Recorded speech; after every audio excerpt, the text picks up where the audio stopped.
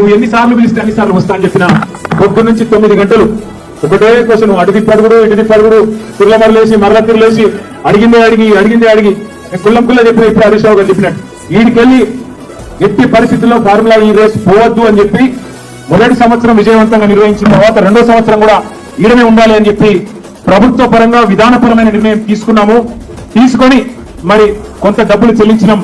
ఒక్క రూపాయి కాదు కదా, ఒక పైసా కూడా అవినీతి జరగలేదు. ఈడికెళ్ళి పైసా పోయింది, అక్కడ ఉన్నది, ఇలా అవినీతి ఎక్కడ ఉంది అని అవినీతి నిరోధక శాఖ అధికారులు అడిగినాం. సమాధానం లేదు.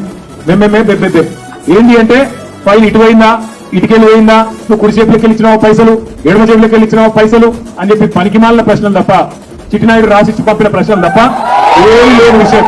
అందుకే నేను మొన్న చెప్పినా మళ్ళీ చెప్తున్నా, ఇది లొట్ట పీస్ కేసు, ఈయన ఒక లొట్ట పీస్ ముఖ్యమంత్రి.